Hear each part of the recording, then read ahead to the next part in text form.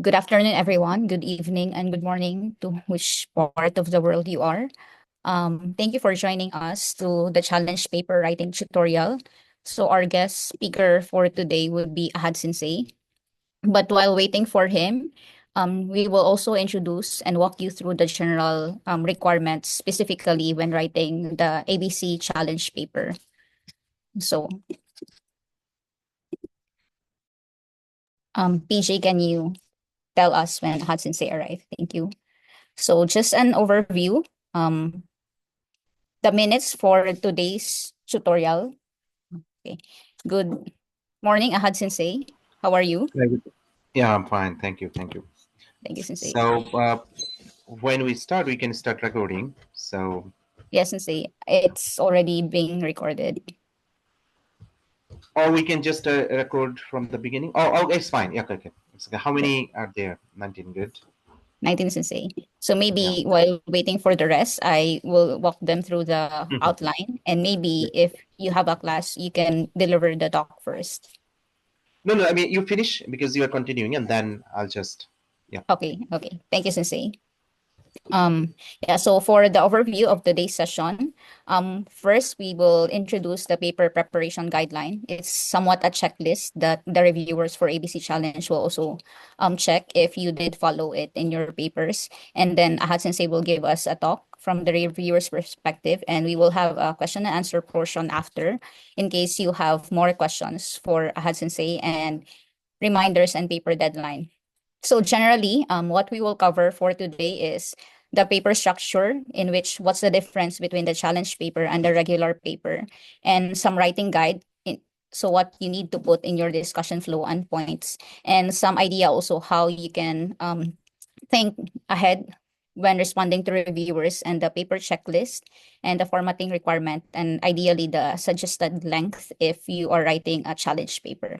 So ideally, this is to guide the participants in writing a structured challenge paper that is aligned with the goals per each challenge, especially we have for ABC challenge for this year. So in particular, the difference of the challenge paper in a normal regular paper is, since the data set is already given by each host, you don't need to add a data summary since it's already provided by the host. So you don't need to repeat it. And ideally, in your title, since we're hosting 4 challenges, we want you to include at least the data set or terms from the challenge and incorporate what method you actually use. So for example, if you have been joining the virtual data generation using the OpenPack dataset, and maybe you applied a GAN approach, then you can use the title as an example, GAN approach towards virtual data generation. So it's easier to comprehend for the reviewers what method you actually applied to which dataset and what challenge. And ideally, as part of the challenge, you need to state in your introduction that you're analyzing or the paper you're writing is part of which challenge specifically. And for the evaluation, each challenge already gave their suggested evaluation. So you should also follow the similar evaluation. And for other challenges, they did share the data set and reference papers. So as much as possible, cite the particular paper shared. And for the sections, ideally, these are the general flow. You have the introduction related work methods. So what's missing is actually the data analysis or data collection, since it's done by the challenge host. And next would be for the length of the paper, we suggest a minimum of 10 pages for you to really explain what you have applied to the challenge. So though ABC challenge papers will follow the journal format, specifically IJABC don't have a minimum length, but we suggest 10 pages, in which, for example, for your intro and related work, you can write it at least 2 to 3 pages. That would be ideal, that you cover the paper's aim, emphasize your method, and a summary of your result. And for the methodology, as this is also the meat of your paper, aim for 2 to 3 pages, including some data overview. I mean, not a summary of data analysis, but just mention what data you're analyzing about and the flow of your method. And for the discussion of the result, this should make at least 3 pages, since this will justify your result. And also you can add the conclusion to summarize your aims and methods and contribution. And the references, you can allocate it on the last page, but as much as possible, please cite at least 10 citations or references to justify the proper structure of your paper. And for writing each section, we also suggest you think of why. So for example, introduction, you can think of why the research problem matters and why is your approach needed as a solution. So if you consider this structure, maybe it will be better for the reviewers to assess your paper, what it is about. And for the related works, we also suggest you think why other approaches are insufficient and you justify how your method actually improves, considering the limitation of other approaches. And for the methods, you think of why did you apply your method specifically with respect to the challenge that you're solving. So with respect to the data set and their challenge goals. And for the result, think of why your findings are significant to the challenge goals, where in the discussion you will do cross-evaluation or to support why your result actually demonstrate effectiveness with respect to the challenge data set. And just additional note in the abstract, ideally it's a summary of your research problem, your proposed solution, and you should mention your results in terms of quantity. And your introduction should list your objectives also and contributions to the challenge using your proposed solution. And the related works should compare the existing works, but highlight their limitation and show how your method actually offers an improvement compared to the existing ones. And for the method, you should at least provide a framework or an outline of your approach. If you do apply a specific algorithm or you create your old algorithm, you can add a pseudocode also and the baseline. So for the result, we suggest if you do add tables and figures, try to emphasize which part of that figure or table you're actually pointing us out. So for example, you have a table of 10 values. So try to add a bold letters, the parts that you're actually mentioning in the text, and avoid showing redundant results. So if you already did a table, as much as possible, avoid doing a graphical version of it. And in the discussion, we suggest the cross-validation of your result and mention implications for further study. And lastly, conclusion, you can treat this as your executive summary, wrapping up your paper. So it's somewhat similar to your abstract, but in shorter manner. So just general tips also what the reviewers check just to avoid getting these comments again after you have submitted your paper. So as much as possible, label and cite all the figures and tables in your text. And if you use visuals, you can use diagrams, flowcharts, or pseudocode to convey your idea. And if you do use algorithms, ideally you use pseudocode. And if you use equations, ideally you also cite the equations and explain the variables in the text, and not just mentioning it in the equation itself. And if you do model comparison, if you apply different models, present the comparison in table for clarity. And for the metrics, stick to the evaluation metric as suggested by the challenge. And for the review comments, we suggest before you submit, if you still have time, especially within your team, try to ask your members to proofread your paper. So if it's written, if you have assignment that's it's written by one team member, it won't be biased towards the writing style. And as much as possible, you use spell checkers because we noticed in the previous challenges, a lot of spelling errors also exist. So at least try to correct typographical errors since this may lead to misinterpretation. And generally, challenge papers in the previous years also have right authors tends to do long sentences. So if you can limit your sentence and write it clearly, so it will be good also for your paper. And try to review or revise complex parts, especially in tables and figures, that it should be properly labeled, especially in the axis and the titles. And always practice proper citation. So here we do have a checklist for your sentences. So for example, if you do section titles in usual papers, they will just say introduction methods. But we do suggest that if you say method, you add what the method is for. So maybe you say virtual data generation method for virtual data generation, something like that. So you add more context into the section. And also your abbreviation should be defined. And overall, your writing should be consistent with the objectives. So we suggest you write or list your objectives in the introduction. And if you're citing also references, make sure they are being used in the proper context. So this checklist, we will share it to you via email in another form. So ideally, you complete the checklist after you do the writing. And in the submission form in CMT, we will have a field that if you did already follow the checklist in your paper writing. So those are the general ones that we suggest for the ABC Challenge papers. And now we welcome the floor to Ahad Sensei. Thank you, Sensei, for joining us. Ahad Sensei is one of our ABC 2025 General Chair and actually always the General Chair of ABC. And currently, he's the Professor of Artificial Intelligence in University of East London. So, Sensei, I give you the floor.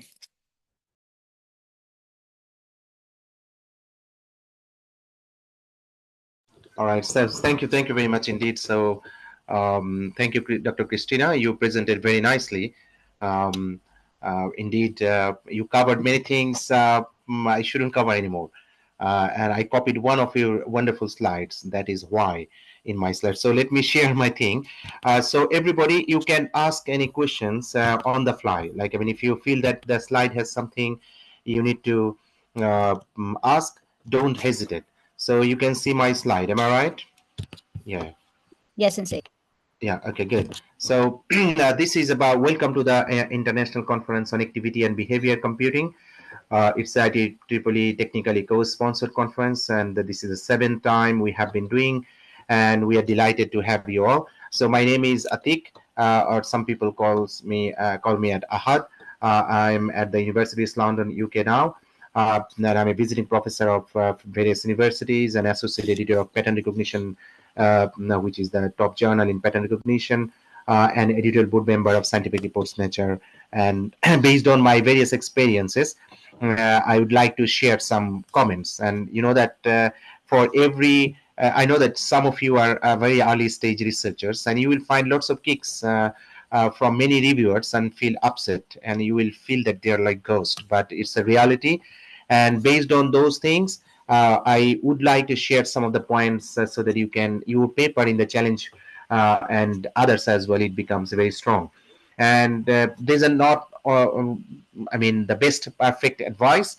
There are many other points like Dr. Trina shared and so on.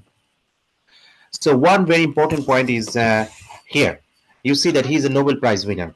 Richard Thaler in 2017, he said that in his interview that in the interest of young scientists, and which is, I think, a lot of young scientists don't pay any attention to their writing. I don't mean writing a novel, but when you do research, the end product is something written. And until you have written it down, you haven't done anything because you did the work in the challenge, then you present a paper. That paper is a reflection of what you have done. So make sure that you focus serious attention on writing. Otherwise, what will happen that the paper quality will be very poor. People will not find it interesting to read, as well as in the challenge I'm not sure whether you know it, that we also consider quality of the papers along with the results. So if a paper quality is very poor, but the result is good, it may happen that they are not the winner and so on. So it happened in the past as well.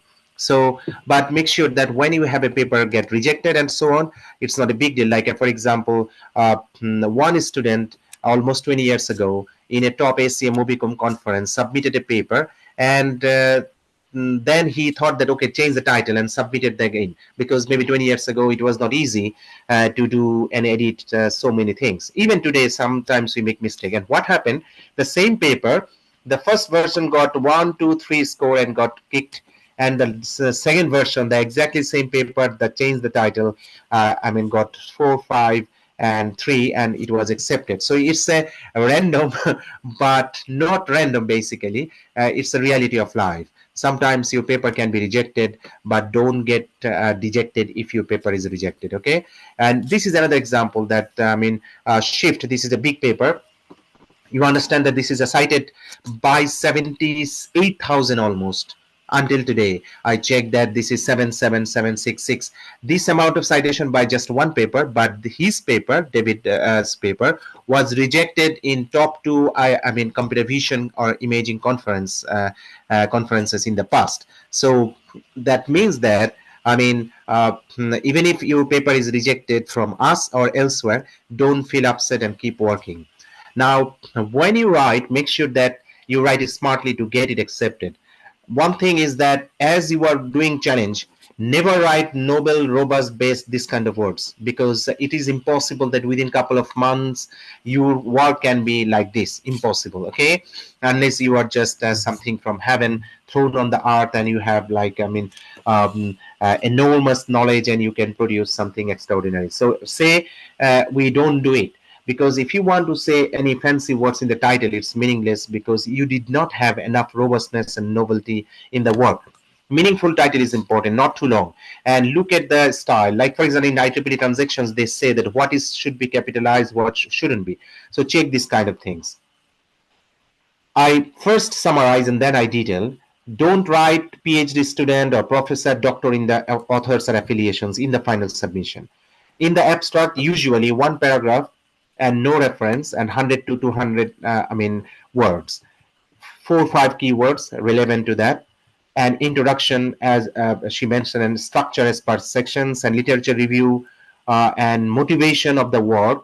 Sometimes in your case you can justify that based on the work, and it can be covered in the introduction or related work.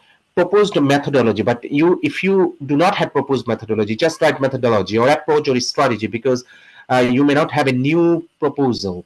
You just in the summer challenge, you submitted existing method and you implemented. That's fine. Experimental setup or results, definitely data set a bit. Now, we mentioned in the previous talk that do not put data set too much, because or 1 page, 2 page, 3 pages, meaningless, because we have the detailed data set. But do not just mention that we have a data set and finish, because as your paper will be published and some may read only your paper, not the challenge paper or not the summary paper, not the dataset paper, then what will happen, that they need to understand that what is the work about. So make sure that everyone at least one paragraph or 1.5 paragraphs and little bit clarifications about the data set that people can understand. Like, even if there are 100 papers on a data set, if we implement a data set, we mention a bit about the data set. So minimum 1 paragraph or 2 paragraphs, but don't write too much, and no need for unnecessary tables others. But say you did some kind of statistical analysis of the data set, and to show that the data set's strength and some difficulties, then you may do it your own way, but don't just make simple graphs or tables based on the data set, because it's not required. Now, when we discuss, it should have in-depth discussions, and you must say good points, but also mention the limitations. And of course, your work may have many limitations, because you have done this within a short period. So when you mention what you could not do and what to do in the future, short term. In the future, not like political leaders, they say many times that, oh, we change the world, but or we do this and that, and they never mention that by when, which date. So for researchers, when we say in the future world, we basically think that if I get roughly another few months or 6 months or 1 year to do the work, then we would like to do this. So based on this, you write. Don't write too much too much hypothetical as well. It should be connected with your in-depth discussion, and based on this, you write. In the conclusion, some young writers, they just copy the abstract and just edit it. No, it's a different thing. So definitely it's a summary of the work, but more emphasis on the results, as well as 1 or 2 future works. One good strategy I tell my students and researchers, and we also try to do, that the abstract should be written by the first author. who knows the work best, and conclusion should be written by the second best in the team, so that they understand the work perfectly, but they wrote it a bit differently, and then there is no similarity. Otherwise, it may happen that looks like the conclusion is just like abstract. So, and of course, if you thank someone who helped you or provided something, then not your supervisors. Okay, and references as part of our International Journal of Activity and Behavior Computing IJABC template. Remember that in the previous presentation we mentioned, Dr. Krishna mentioned that 10 references at least, but as in my case, I feel that as you should have a good background related work, literature review from recent top works, it's important that you have more references so that the paper looks good. Always remember that this paper is your individual paper. You will share with it to somebody else. It's open access, so people can download it and read it. When they read the paper, they will only read your paper and see that how much background you put, how much in-depth analysis you have, and how good the result is. You cannot improve the change the result because this is your result, but you can improve the paper in a high quality through these strategies. Regarding references, always try to pick from recent papers and from top journals, and usually from top journals and conferences, and provide sufficient background of the work. And then you would see that how many references are adequate. Is it 15? Is it 20, 25? It depends on how much background you need to put. But if you have only 3, 4, 5 in the background or related work, it's considered extremely poor related work. So make sure that you don't do that. And if you put any web link, not like Google or others, genuinely a link you need to put, then make sure that you access and put the access date. It's important. And definitely you need to follow the template we have provided. In the abstract, clearly mention what you have done. No ambiguity. Be clear, be honest and sincere. There is no demand from you to have an original idea within this short period. So don't say that we have proposed a method, blindly, unless genuinely you have a proposed method. You just say that we did it, we have a framework like this way, and so on. And of course, no robust work.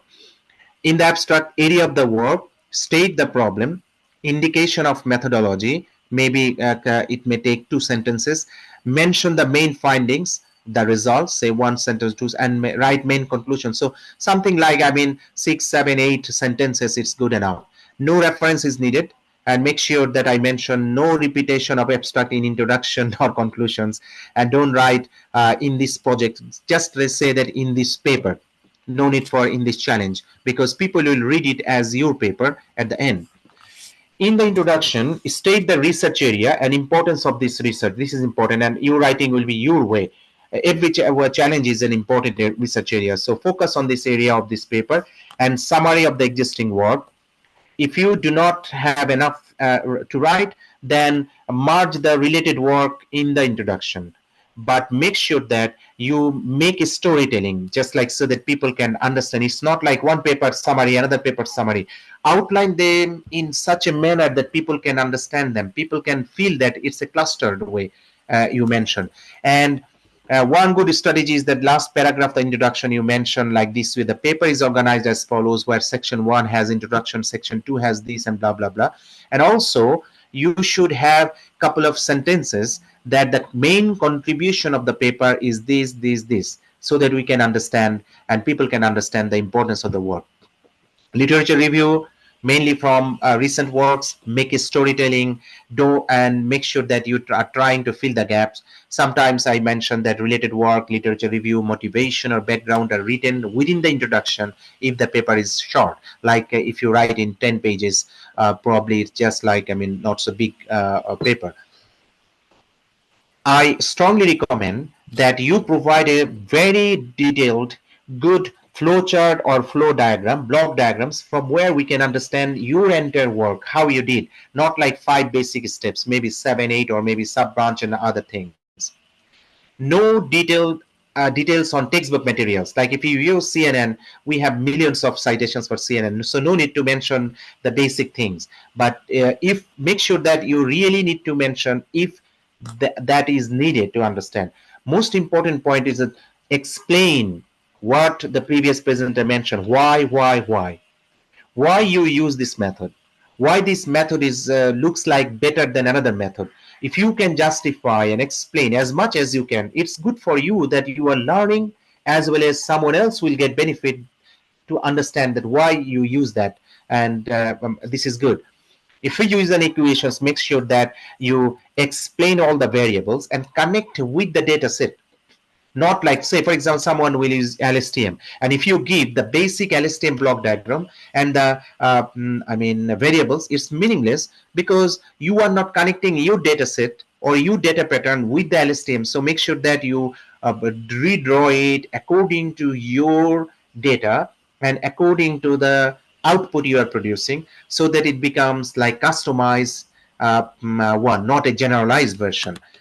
Clearly highlight the contribution and so on. Result is important. I mean, data visualization smartly is needed. Explain properly. Make sure that your images or graphs are properly visible. Don't just describe the graphs in one or two sentences that we can see. Like if there is a graph that it's increasing like this, so we can see that, oh, that this is increasing exponentially, and at some point there is a hiccup and so on, or flattened. But why? Why the hell the result is like this? So we need to explain in depth as much as possible. If you do not know, discuss with experts. If you do not find the reasons that why, say for example, some action has 70% accuracy, others has 90% accuracy, why 70% accuracy? Look at the data set, look at the data for that classes plus, and look into in a smarter way to understand that, or look at the video or audio or whatever, and check that whether it was a difficult class or there are more errors in the class. For example, if you consider Parkinson's disease or tremor dataset, now if you are sitting like this way and do like this way, it may happen that some of the subjects, their vibration were so little that the sensor could not predict it.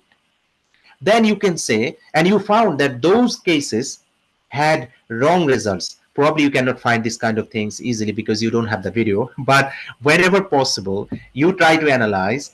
It may be the case that some users have poor performance. Probably the users' activities are highly different than other users. So you can mention that we checked the data, or we checked the user levels, and we noticed that user 5 has overall poor performance in the result. So it may happen that like this. Or you can ask the organizers to explain, to help you to explain the results, or you can write down in the paper, and after you submit you can ask, so that when the paper will be accepted, the challenge organizers can help you, if possible, to explain that, oh, probably this is this, or the subject was doing something which is very difficult to understand, so that's why the result is poor. So try to explain properly. There should have a rationality.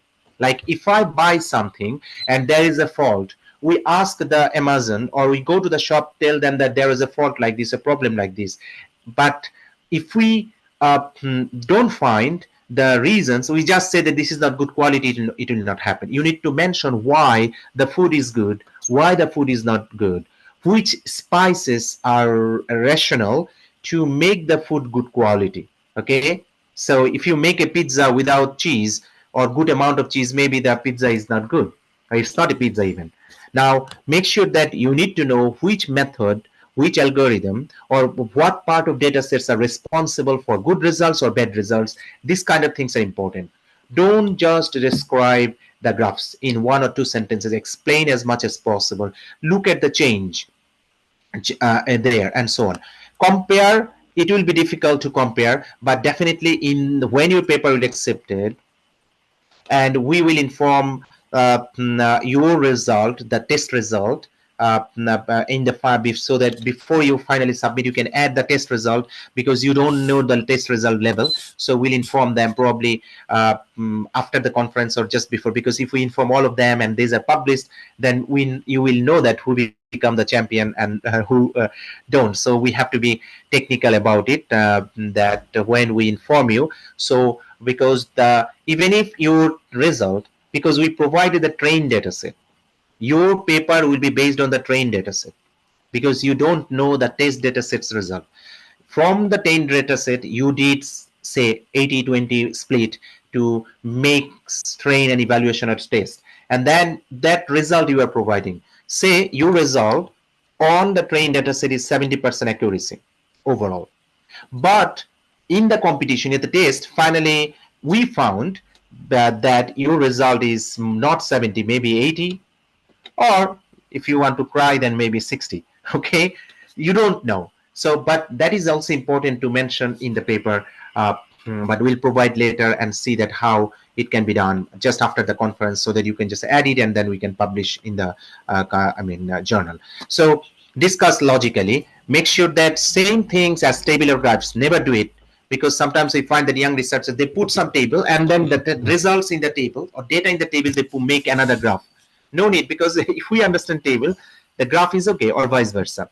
Number two, in one case we found that they provided 10 images or 10 tables one after another. It's meaningless. You try to concise them so that it becomes good. And of course, don't hide too much information. I know that researchers don't open everything, because if they write lots of limitations and negative points about their work, they feel that the paper will be rejected. I personally feel that authors should be allowed to mention as many negatives about their work and method as much possible, so that another researcher or other researchers can learn from the mistakes the previous people did. For our challenge, you are welcome to mention in the discussions as negative points as possible about your work and challenges, so that we can plan to improve in the future. I mean, other people can look at your paper and learn and try to improve based on the shortcomings. Okay, so don't worry about it. Discussion. Definitely, you find the discussion based on the goal and results, analyze the good and bad points, as I mentioned, and sometimes it may happen, like for example, we used not deep learning method. Now, in this world, some researchers think that, oh, deep learning is the key, but it's not always.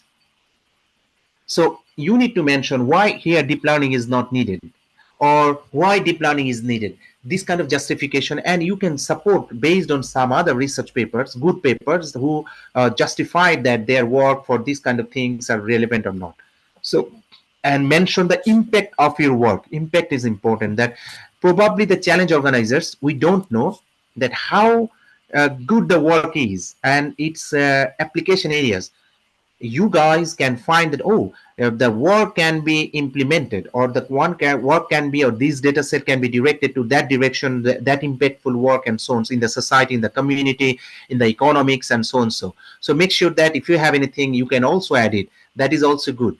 Okay, and so mention some limitations and recommendations, and so on. In the analysis, I mentioned that need to analyze in depth, but where it works well and why, where it fails and why. This is important. And everything has a boundary. Like, not every medicine is for everybody. For children, the paracetamols are different. For adult, the paracetamols are different. So make sure that you do it. And wherever possible, need mathematical or statistical tools or analysis, so that you can just justify in the conclusions. Summarize the entire work in 2 or 3 paragraphs. Last few sentences should be the future work plan.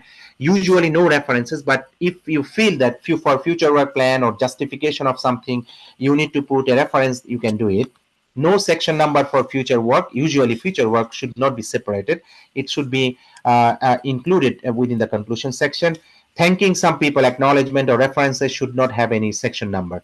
Okay.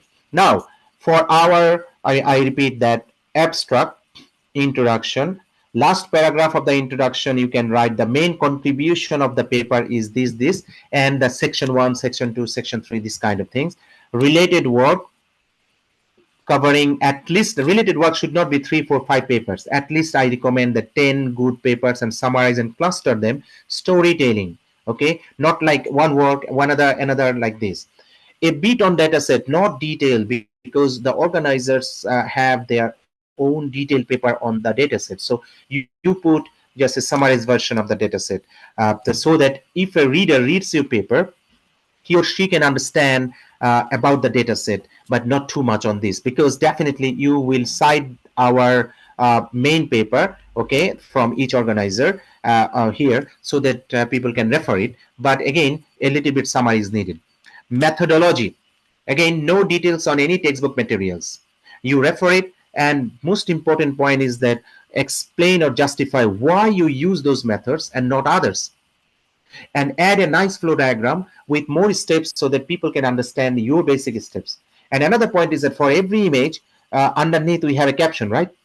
Say for example, figure 1, flow diagram of the method. Actually, this kind of 1 to 3 words or small sentence captions per image or per table are a poor way of presentation.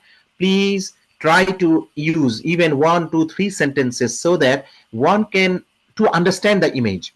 If it is very clear, no need to write too much. But if you think that few more sentences and explanations of something is needed to understand the figure, write more about the figure in the caption. All right, so that it helps. Otherwise, we need to search to find where is figure 1 mentioned in the text, because you explain the image or table or graph in detail in the text. But even you do this under the caption, and as a caption you write a little bit more for each. Of course, the result, analysis, discussion, conclusion, and 10 references or 20. I mean, I personally recommended for related work, minimum you need to have 10 references or more. So more is better, but of course meaningful, connected, related references. So as Dr. Christina presented, in all sections, focus on writing why the heaven or hell, and that why the research problem matters, why your approach is a needed solution, why other approaches are insufficient, and how your method improves upon them, and why did you apply your method with respect to the dataset and challenge goals, why your findings are significant to the goals, and why your results demonstrate effectiveness. If you try like this way, any paper or challenge paper, it will be really a good paper. People will love to read it because they have been getting some answer. If you don't know that why answer properly, you may mention some kind of that according to our understanding we believe this and that's okay for us, because it's a challenge paper, short time, we understand, and most of the participants are young authors. So we appreciate that you give your own thinking and opinion, because youngers have much better and sharper brains than seniors. So welcome to do that. So make sure language, improve writing skill, write like a story, and no typo. She mentioned already, and it's important that no grammatical mistakes, no mixed up patterns like present tense, past tense, like have, has, are, is, or this kind of stuff. No, use Grammarly wherever possible. No copy paste of images. This is extremely important. Draw by yourself, make it simple, based connect with your work. Okay, and sometimes font sizes and images are very tiny. Make sure that not too big, not too large. See here that image, you cannot read it, but actual size is so if inside the image, make sure that the text size is like 12 font or 10 font, something like this. And don't I mean use too much different colors. Okay, it's not good. uh, and I just very quickly give you a crap paper that long title, smart, ampersand, no need, this kind of things. It's extremely poor. No professor, no Mr. student, and so on. Affiliations means basically your university or departments, and put email addresses. In this thesis, no abstract should not have any reference, and so on. Okay, and too many keywords. Keyword means that if I ask you that what is a paper about, one word, then you give the one word, and the next word you give the next word, and so on. So related work should be organized, and make sure that no mixing, like propose and proposed here. This kind of I blink hyphen, no hyphen, but here you have hyphen. It means that there's a wrong. Okay, and reference style, and so on. So no mixed font citations. This kind of things very important. If you write LaTeX, it will be easier. And make sure that this kind of small mistakes are not available, I hope. And you see that here only face detection experimental. No, why don't you write a little bit more? Some people cannot even see the border. And image captions and so on. So equations, this one, and the meaningful of the meanings of the references, sorry, variables. Another point is that T here, I here are different than the T and I here. So these are also, I mean, variables. They should be based on the equations, and spacing issues, tables, and you see that this kind of, I mean, image quality is very poor because you just pulled it like this way, this one, okay, not good. And the color and other things not good as well. Sometimes we put I mean flowcharts, and it becomes so clumsy that we cannot understand and we cannot read it. Make sure that, and sometimes it might have some typo spelling mistakes, so make sure that it doesn't make, and it doesn't cut due to the border and other things, and so on. I mean, mixing colors and poor quality. There is no X, no Y, and you see that the hazy and the low resolution, not good, and future, so many sections like this way. No, these are not sections. You can have 5, maximum 6 sections. Probably 5 is good enough for our case, as we mentioned. Avoid too many sections. Do not write 1 or 2 sentences as a paragraph. Small paragraphs are forbidden. Marge them. This kind of common mistakes you do, and reviewers find it very difficult. And make sure that the styles are followed according to smart. And now we have lots of I mean LLMs, large language models. We can ask them to help to so that you can learn but not to copy. Okay, make sure you don't make this kind of mistake. uh, mm, and that's it. So make sure that when you put references, all are cited in the main text, not bad references from proper one. And good researcher with genuine hard work can have a good paper, and it cannot be rejected. So, and we hope that all of your paper will be presented at the 7th International Conference on Activity and Behavior Computing. And oh, the date is different. Okay, I should change, but it's IEEE and IJBC journal. And this is the journal already, you know. Now we have provided the template in the website. So in under the submission link, you find the template for the journal. You can get the overleaf, and you can do that. All right. Thank you very much indeed. So if you have any questions, now we are free to discuss, and welcome. So thank you. Thank you very much, Ahad Sensei, for a very elaborated talk. I learned a lot myself, so I really enjoyed your talk. If we can extend it to 1 hour more, just kidding.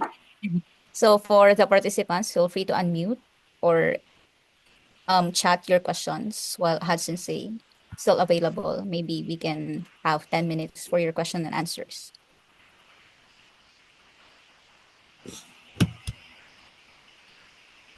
No questions? Hello, I have a question. Hello, Yeah, Atiq sure. sir, how are you? Yeah, fine, thanks. Yeah, how are you?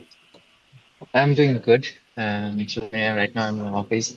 So I have a query is that there was also given that IEEE template for submitting the paper. I couldn't get that. Which one should I follow, IEEE or IJABC? I'm confused about that actually. Okay, thank you. For the challenge, we decided that challenge papers will be in IEEE. No, will not be in IEEE. It will be in the journal, IJBC Open Access Journal. So you will follow the style provided there, as in the LaTeX. So the best option is that, I mean, just as it is in the overlay LaTeX format. So we can show you. Like in the IJBC journal format, if you go there, you have find it, and then using Google Scholar extension, you can get all the BibTeX files from it, and then you can easily do it. So is it all right? Yes, sir. Thank you. Thank you very Yeah. much. So for example, if I just share a screen, oh, I cannot share. Okay, okay. So now I'm trying to share. So say I just share, and then say I want to in my case, I have a Google Scholar button, like a Chrome extension, and then I just submit, write a paper. Like for example, like let's go to the hell. I just said a paper, and this is a very nice from hell, or the problem of hell. Hell, what is it? Okay, which one you like? The problem of hell. Now, if you want to cite, it is cited by 231 times, which is good. And from hell is cited by 212. I don't know. Now, if you click cite, what you get? You get MLA, APA, Chicago, Harvard, Vancouver, EndNote, and so on. So you click beep text. Okay, so you click beep text, and then here you find, and you just copy, Control C, and then in the overlay, for example, if you go to the ABC website and then call for paper, and underneath you say template IJABC, right? So I click it, and I get the IJABC overlay one. Okay. I already have a previous paper, so that's why. So what you can do as a beep text, or no, it's a somewhere paper, and then you can have a bibliography at the bottom, or you can just go for a new file, new text file like beep text and so on. So under the authors, you can see the beep text file, and then beep text here, and then you just put it accordingly. So somewhere. So for example, just copy, and I cannot edit it. I don't know, but anyway, so I need to copy and then do it. So you can paste it and then just cite it within it, and it will be done. It will be all right. Okay. So yeah, this was last time. I think, Christina, now we need to remove the things and then make it a template like things, because it comes to last year's paper directly. Okay, so we need to check this one, and then the reference will come. So we just keep some of the subheadings and remove everything, and then provide to those people. Is it all right? Yes, sir. Thank you. Okay. All right. Yeah. Understood. Any other questions? There's one question, Sensei, in the chat, but I think it's just reconfirming. So they are not, just to confirm, they are not free to publish in IEEE or J stage. For now, all the challenge papers are the Yeah, journal. I mean, I tell that, I mean, if you really need to publish in IEEE Explore, last year we had only one paper requested by the committee specially for a reason to publish in IEEE Explore, and then the committee took a time to decide. But if you want to publish in IEEE Explore, you have to pay a lot of money, like extra $100 or something, because IEEE has some, cost for publications. And as I mean, a good number of papers are published in our journal directly. Authors select to publish in the journals. So some papers are published in IEEE. IEEE charges per paper about 20 or something more pound just for IEEE Explore. But the processing fee is about sometimes $1,000 or $1,300, something like this. We need to check or how much our committee paid. Now, say there are 20 papers are going to IEEE, then we have to roughly consider that cost for IEEE. So if you want to publish in IEEE, you need to inform us and mention a reason. And if the paper is found to be okay, of course, without okay, we will not accept. But then you have to pay extra payment for IEEE Explore. But it should be approved. It's not like automatic choice. Automatic choice is that it will be going to the journal, IJABC journal, and as it is an open access journal, we prefer that your work gets, more publicity, and more people can read your paper and learn and work on it. So it's Thank you, up to you, Sensei. but you have to pay more. Thank you. Thank you, Sensei. Any other? So just to reconfirm also, all the challenge submission for now, it should be following the journal format. And if you wish to publish in IEEE, you can just add maybe comment in the CMT website. Then at least the editors or the committee can reconsider it. But for the initial submission, all should follow the journal format. Then maybe Yeah. for the, after reviewers comment, we will indicate if we will allow you to publish in IEEE. Maybe most probably we will offer it to winning teams. But for initial submission, all should follow the journal format.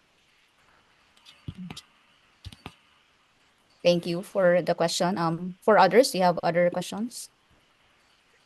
Sorry, I have questions, Sensei. Yeah, please. I have question regarding the decision status, Sensei. Is it like regular paper, which is three decision: accept, position, and reject, or will be accept or reject, something like that? Good question. So for the challenge, actually, it's very easy to publish. Okay.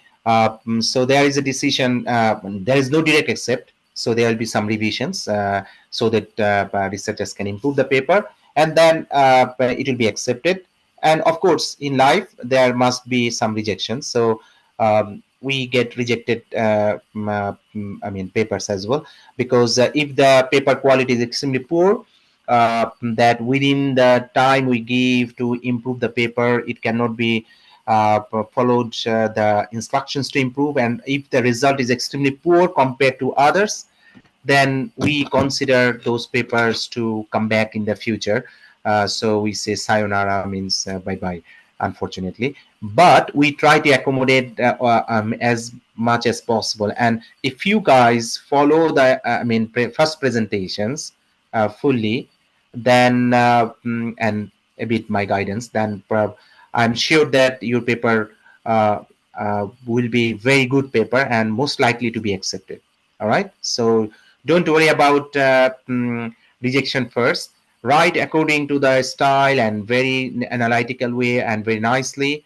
That I'm very positive that your paper will not be rejected. So it's not like regular paper style where we become very critical and minimum 2 to 3 reviewers. Basically, most of the papers will went through 3 reviewers and big experts, and then the review committee, the program chair, general chairs, and some committee members sit. Even per paper, sometimes we spend more than half an hour reading all the comments or looking at all the papers again, and then brainstormings, and finally saying major revision or minor revision, or sometimes referring to another reviewer. So that is very rigorous for the regular paper. That's why ABC papers are very high quality compared to many other similar forums, and we are proud of that.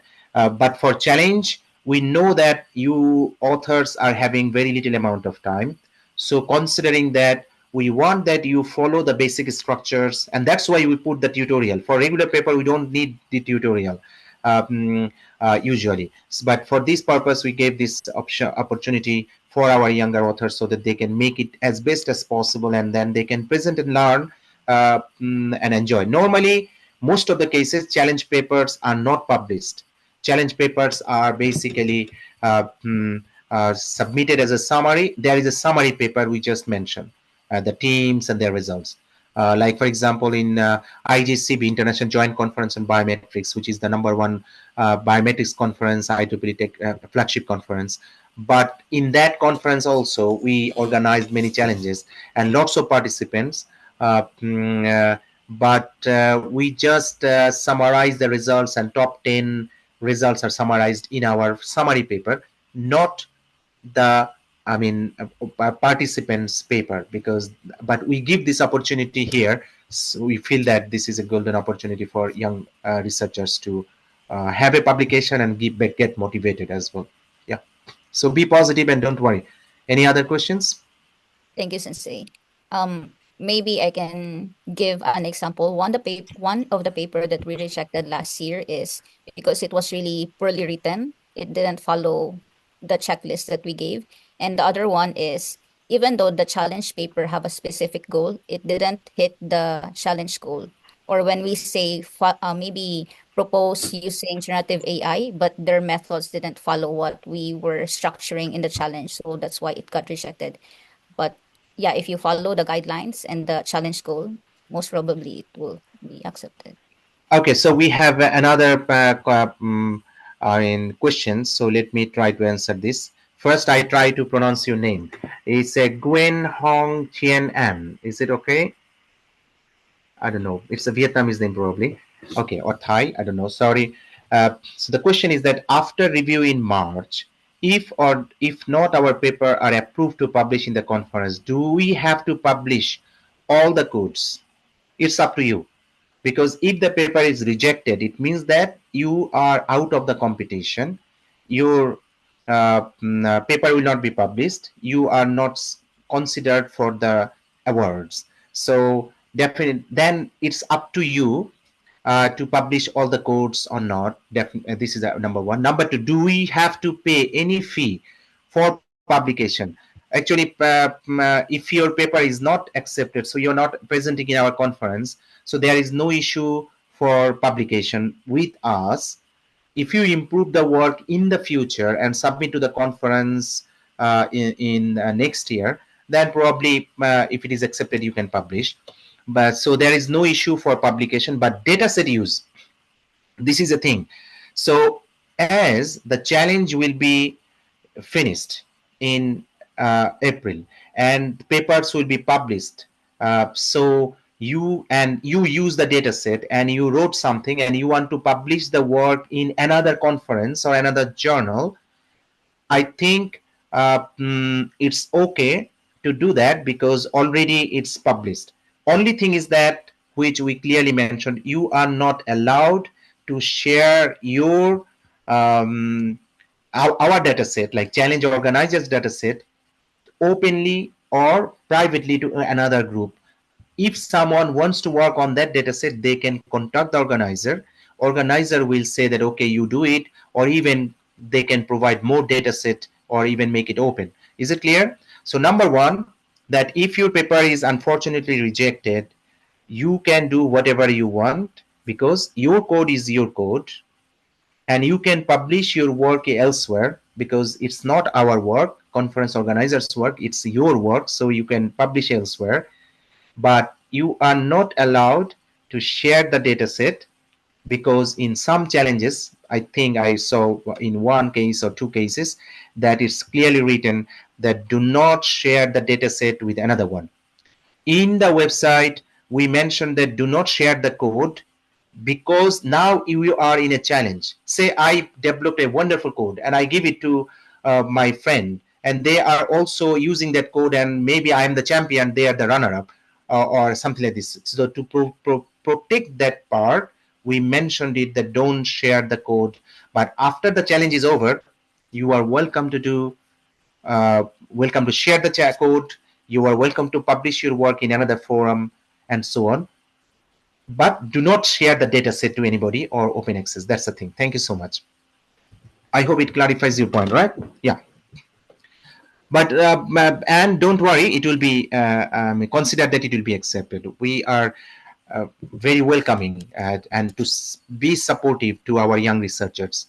So the challenges are basically we have been pouring our efforts to build new generation, develop new young researchers, and so on. So remain positive. Yeah. Any others? May I ask another question? Yeah. Please. If you ask another question, you pay double registration fee. No problem. Okay, okay, no problem. sir. Okay, so Okay. the question is about evaluation guideline. In the website, that there is given two evaluation guideline, that is universal model and hybrid model. So which one of these will be followed, or what type of results do I need to put? Like it is mentioned that AU, ROC, accuracy, precision, recall, F1 score, these are necessary to be put, or cross validation. In our results, what type of results are expected from us? I'm actually asking that. Um, Maybe Tina can answer, but I just quickly mentioned that um, challenge from each challenge, we have specific demand for you to provide us. So that is the minimum thing. So if it is accuracy, you provide the accuracy. But basically, you don't provide the accuracy, you provide the leveling. We develop the accuracy. In your paper, if you think that ROC curve will provide some kind of a benefit to understand the results, only then it will be relevant.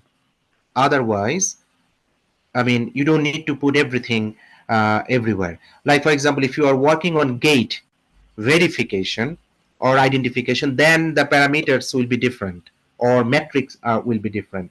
But if you consider just like human activity recognition based on some data and classes, then the patterns and the metrics are different as well. So I just give you an example that in one case a couple of years ago, in one challenge, we have to consider, or maybe continuous 2 years, not only the accuracy but also F1 score. So because in some kind of data, F1 score is more relevant, but we considered both, and especially when there are tie, like almost the two papers, two results are very close. Okay, what to do, how to rank them? Then we have to consider other things, and of course paper quality. Paper quality will not impact much, but it has impact and that's why it's important that, I mean, you also make the paper good quality. uh, if I miss anything, maybe Christina can answer as well, because she knows all the challenges. Thank you, Sensei. So it's actually correct. It depends on the challenge. So for example, if you're doing the Beyond Smile challenge, they specifically mention, since we already gave all the data set for that challenge, they specifically mention you should try the leave one subject out and also do again leave one subject day out. And they did provided a sample reference paper where you should compare the baseline. So it's already assumed that you should calculate the same performance metric that they have provided in the baseline paper. And if it's another challenge, like for example, the Qatar challenge, they also mention specifically how they will do the evaluation.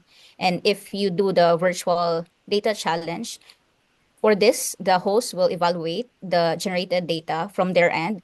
So you can just show some evaluation if you see the synthetic data as you tested in the available trained data did improve the performance, then it's already acceptable. But in terms of assessing if you're the winner or not, it will be the challenge host, since they will rerun your code and also the generated data on their end. Yeah. Is there another question? Um, for the submission file, we already opened the CMP for paper submission, but for the submission of results, we will share another form to the registered teams, and that you should complete. Most probably, the challenge will ask the code, especially for the virtual data also, and also your, how do you say, predictions if they did ask for the predictions. If there's no more questions, maybe we can wrap up and adjourn. It's been an hour, but it's really good that the participants now are very engaging. So just a final reminder for everyone, this is the deadline for the forms, but this is in anywhere on Earth. So most probably February 24. If you are in Japan, it will be February 25, 9 p.m. So just consider the deadline is anywhere on Earth. So most probably you can still submit until the last minute of that. And yeah, hoping everyone will complete their papers and their submissions. And if you have other questions, feel free to email the ABC um, email for 2025. Thank you, Ahad Sensei, for your time, and thank you for all the participants for joining, especially it's late night or early morning in other parts of the world. And we will post the recording in the challenge website. You can feel free to visit it the day after. Thank you, everyone, and see you in ABC, hopefully. Thank you, Yeah, Sensei. thank you very much. And everyone, do the best. I mean, don't worry, and keep working. Yeah. Um, Thank you.